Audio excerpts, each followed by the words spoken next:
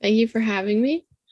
Well, Kayla, you're just at training camp with the SFU men's team. No big deal. So, how's that going? Training camp was a lot of fun. It was good meeting all the guys. They were really nice and welcoming for me. So it's been fun. We just had another practice today, which was good as well. We're getting ready for our first exhibition game against UBC on the weekend. So looking forward to that. Will you be seeing game action? I'm not too sure yet, to be honest with you, but I'll be ready to be wherever I need to be. So Kayla, how did it feel when you first heard you made the team?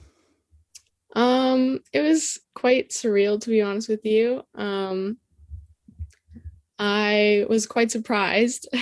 I didn't expect making the team just because I'm a lot smaller than most of the guys out there. Just, but yeah, it's a great opportunity, and I'm excited to just practice the team, play with the team, get to know everyone. But yeah. So I want to take it back a little bit. You committed to Syracuse in 2019, and then since then you decided not to go that route. So I was just wondering what factored into that decision. Yeah, so I committed in 2019. I went last year on campus for about a month, and there were just some circumstances that happened with my family and just like COVID and everything that just made me feel like it might not be the right place for me. And some people didn't agree with that decision, but I just knew that for myself and for my mental health and everything like that, I just knew I'd be better staying at home. Now, I'm picking the boss here on Sportsnet 650. Mark Coletta, SFU coach, of course, said that he would do what he could to help you advance in your career, whether it be playing for the women's side or the men's side. Have you decided yet, or is it just a little too soon to be thinking that far ahead? It's a little soon. It's The guys have been really great for helping me get better. Obviously, they're a lot faster, more aggressive, and a lot stronger than some of the girls. So it's been really good. I think it's been a really great way for me to get better. And for right now, I'm not quite sure what I'll do, but I'm just having fun playing with the boys right now. Now, as Caroline mentioned, Mark Coletta, your head coach for the SFU men's hockey team, and you kind of answered it yourself. He said that you were holding your own with the men. Now, was it challenging to, keep up with the level of compete, or was it something that you've already experienced playing with women? Obviously, as we know from like watching the women's world, they are extremely fast, both the women and the men's side. So it wasn't too hard adjusting that way. Um, there's different aspects of the men's game that is different from the women's, like the hitting. Um, they release the puck a little bit differently, so it kind of just takes adjusting to. But yeah, I don't know. So you have a sister, so you haven't grown up playing with brothers. When you thought about playing with the men's hockey team, sort of what kind of things did you consider? So when I came back from Syracuse, I wasn't sure where I was going to play or if I was even going to get to play. And so I knew I wanted to go to university still and continue my studies.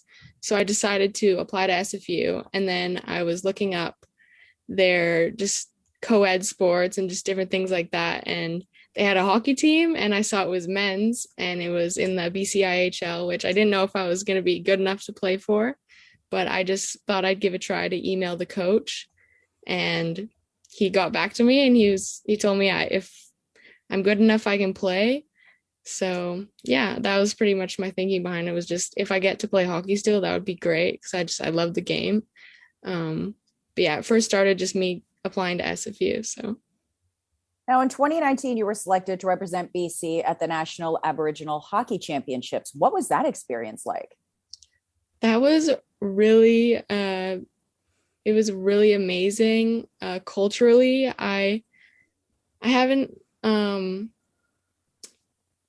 haven't my family hasn't really, like, I didn't really know. Sorry.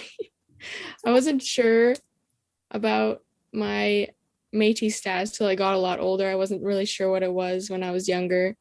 But once I found out that I could play for the Métis team or the Aboriginal team, I was really excited just because it's culturally and really amazing, and also just getting to represent BC in a there was the men's team was there too, along with the women.